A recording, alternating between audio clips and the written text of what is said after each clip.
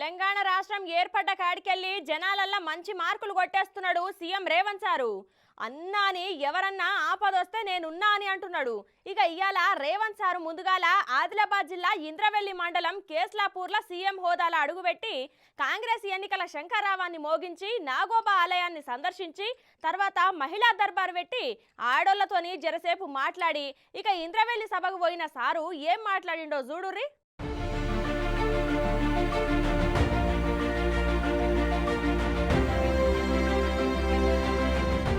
ఆదిలాబాద్ జిల్లా ఇంద్రవెల్లి మండలం కేస్లాపూర్ల సీఎం హోదాల తొలిసారి అడుగుపెట్టిండు రేవంత్ సారు.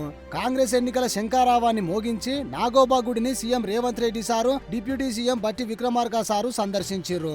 దీంతోని గాడ సందడి వాతావరణం కనిపించిందిలా. ఇక గుడి సిబ్బంది రేవంత్ సారుకు, బట్టి సారుకు, పొంగులేటి సారుకు సాంప్రదాయ గిరిజన తలపాగా కట్టి నాగోబా దేవాలయంలో సీఎం ప్రత్యేక పూజలు చేసిండు. ఇంకో దిక్కు నాగోబా గుడి గోపురాన్ని సీఎం రేవంత్ సారు ప్రారంభించి అభివృద్ధి పనులకు శంకుస్థాపన చేసిండు.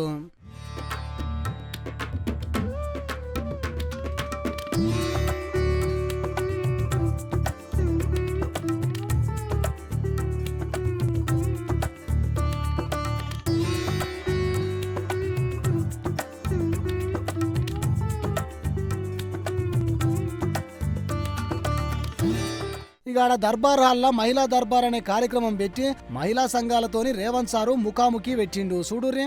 రుణం తీసుకుంటే ఎట్లా ఉంటుంది, తీసుకోకపోతే ఎట్లుంటుంది వాళ్ళతోటి మాట్లాడడం జరిగింది సార్.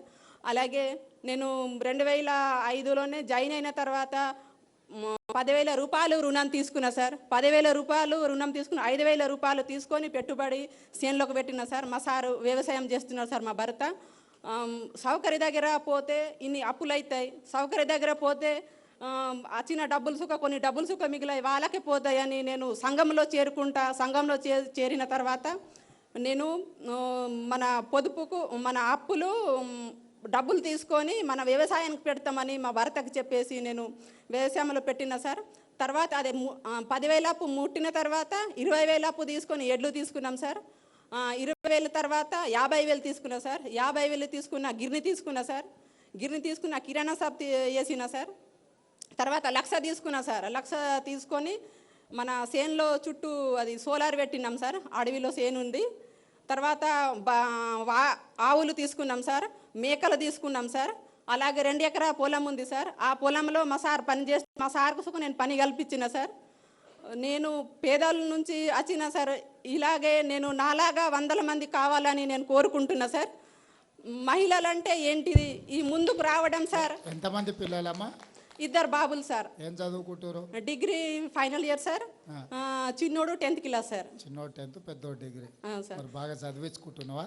అవు సార్. ఇప్పుడు చదువుకుంటున్నారు సార్. 2 చదువుకుంటున్నారు సార్. మా సార్ వ్యవసాయం చేస్తున్నారు సార్. మా భర్త ఇంటి ఆయనకు పని కల్పించినవు బాగానే ఉన్నది, కానీ కొడుకులను కూడా బాగా చదివించి ఐఏఎస్లు ఐపీఎస్లు అయ్యేటట్టు బాగా చదివి తప్పకుండా సార్ మీద బాగా దృష్టి పెట్టు. తప్పకుండా సార్. తప్పకుండా సార్. పిల్లలు బాగా చదువుకున్నప్పుడే మీ జాతి కానీ మీ గూడాలు కానీ బాగుపడతాయి, ప్రాంతం అభివృద్ధి చెందుతుంది. బాగా చదివించు. చదువుకోవడానికి అవసరమైన సహకారం ఏం కావాలన్నా ఈ ప్రభుత్వం ఇస్తుంది.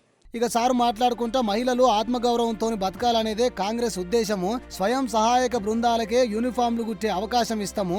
మహిళలకు ఉచిత బస్సు రద్దు చేయాలని బీఆర్ఎస్ నేతలు అంటున్నారు. బీఆర్ఎస్ నేతలకు ఎందుకంత కడుపుమంట?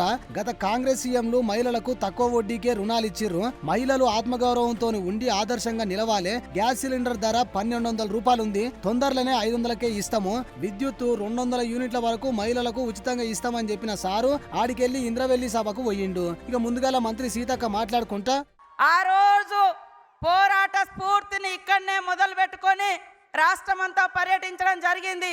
మళ్ళీ అట్టడుగున మరి అభివృద్ధిలో అట్టడుగున ఉన్నటువంటి ఆదిలాబాద్ జిల్లాను అగ్రభాగాన అభివృద్ధి పదంలో ముందుకు తీసుకురావడం కోసం అభివృద్ధి శంఖారావం కూడా ఇదే గడ్డ మీద నుంచి ఇచ్చిన మాట తప్పకుండా మన సీఎం రేవంత్ రెడ్డి గారు ఈ యొక్క సభను నిర్వహించి మొదటి అభివృద్ధి కార్యక్రమాలు కూడా ప్రారంభించినందుకు వారికి ప్రత్యేక ధన్యవాదాలు, నమస్కారాలు తెలియజేస్తా ఉన్నాను. ఇక అటెంక ఉప ముఖ్యమంత్రి బట్టి సారు మాట్లాడుకుంటా ఈరోజు ఈ రాష్ట్ర చరిత్రలో సువర్ణాక్షరాలతో లిఖించదగబడినటువంటి రోజుగా నేను భావిస్తా ఉన్నాను. కొట్లాడి తెచ్చుకున్న తెలంగాణ రాష్ట్రం 10 ఏళ్ల పాటు కొద్ది మంది చేతుల్లో బందీ అయి ప్రజలకి స్వేచ్ఛ లేకుండా, స్వాతంత్రం లేకుండా, హక్కులు లేకుండా ఉన్న వనరులన్నీ దోపిడీకి గురవుతూ ఉంటే రాష్ట్ర కాంగ్రెస్ కమిటీ ఆలోచన చేసి ఆనాడు పిసిసి ప్రెసిడెంట్గా నియమించబడినటువంటి శ్రీమతి సోనియా గాంధీ గారు, రాహుల్ గాంధీ గారు ఆశీస్సులతో నియమించబడినటువంటి రేవంత్ రెడ్డి గారు ఇదే ఇంద్రవల్లి దగ్గర నుంచి ఆనాడు శంఖారావం పూరించడం జరిగింది.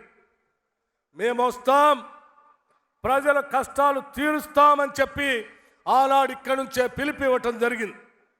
ఇక్కడ మొదలుపెట్టినటువంటి ఆనాటి పోరాట యాత్ర అంతిమంగా ఈ రాష్ట్రంలో జరిగినటువంటి సాధారణ ఎన్నికల్లో ఇందిరమ్మ రాజ్యానికి అశేషమైనటువంటి మీ అందరి ఆశీస్సులతో అపారమైనటువంటి మెజారిటీతో ఈరోజు ఇందిరమ్మ రాజ్యం ఈరోజు రాష్ట్రంలో ప్రజాప్రభుత్వం ఏర్పడింది అని అన్నాడు సారు. ఇక తర్వాత స్వయం సహాయక సంఘాలకు 60 కోట్ల రూపాయల విలువైన బ్యాంకు లింకేజీ చెక్కులను పంపిణీ చేసిండు సీఎం రేవంత్ సారు. స్వయం సహాయక సంఘాలకు పూర్వ వైభవం తీసుకొస్తామని చెప్పిన సారు ఇగో గిట్లా అనుకొచ్చిండు.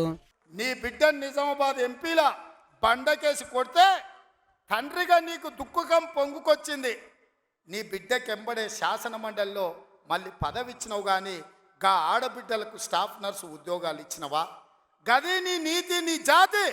మరి మేము 7,000 ఉద్యోగాలు స్టాఫ్ నర్సులు ఇచ్చినాం. ఇవాళ నీ అల్లుని నీ కొడుకుని మంత్రిని చేసుకున్నాం. కానిస్టేబుల్ ఉద్యోగాలు 15,000 ఉద్యోగాలు భర్తీ చేయక ఆకాశంలో వేలాడుతున్నట్టు త్రిశంకు స్వర్గంలో నిరుద్యోగ యువకులు ఉంటే కోర్టులో కేసు ఉంటే నువ్వేమైనా పరిష్కరించినావా అని నేను అడుగుతున్నా. అందుకే మేము వచ్చిన ఎంబడే హోంశాఖ నా దగ్గరనే ఉంది. డీజీపీని, ఇతర అధికారులను పిలిచి సమీక్షించి వేలాది మంది నిరుద్యోగ యువకులు ఈరోజు నిరుద్యోగులుగా అమీర్పేటలోనో లేకపోతే అశోక్ నగర్ చౌరస్తాల్లో, దిల్సు నగర్ చౌరస్తాల్లో ఇంటికెళ్ళి తల్లిదండ్రులకు మొహం చూయించుకోలేక నిస్సారంగా జీవితం గడుపుతున్నారు. వాళ్లకు ఉద్యోగాలు ఇవ్వాలని కోర్టుల్లో ఉన్న కేసులను ఇవాళ త్వరితగతిన పరిష్కరించాలని ప్రయత్నం చేసినాం. నువ్వు ఎంత అడ్డం పడ్డా, నువ్వు ఎంత గగ్గోలు పెట్టినా, బిల్లా రంగాలు మమ్మల్ని ఎన్ని శాపనార్థాలు పెట్టినా 15 రోజుల్లో 15,000 కానిస్టేబుల్ పోస్టులు భర్తీ చేసే బాధ్యత, 15 రోజుల్లో 15,000 కానిస్టేబుల్ పోస్టులు భర్తీ చేసే బాధ్యత మా మంత్రివర్గం తీసుకుంటుంది.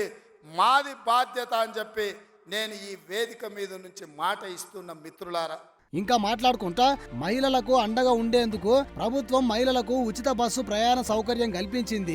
తొందరలోనే ప్రియాంక గాంధీని పిలిచి 500 రూపాయలకే గ్యాస్ సిలిండర్ పథకాన్ని ప్రారంభిస్తాము. ఇందిరమ్మ రాజ్యంలో ఆడబిడ్డలు ఆత్మగౌరవంతో బతకాలనేదే మా ఆకాంక్ష. తొందరలోనే 200 యూనిట్ల వరకు ఉచిత విద్యుత్ అందిస్తాము. మహిళలకు ఉచిత బస్సు ప్రయాణాన్ని అడ్డుకోవాలని ఆ బీఆర్ఎస్ పార్టీల లీడర్లు కుట్ర చేస్తున్నారు. అసువంటోళ్ళు ఎవరైనా ఊర్లలోకి వస్తే తగిన బుద్ధి చెప్పుర్రి అని చెప్పిండు సారు.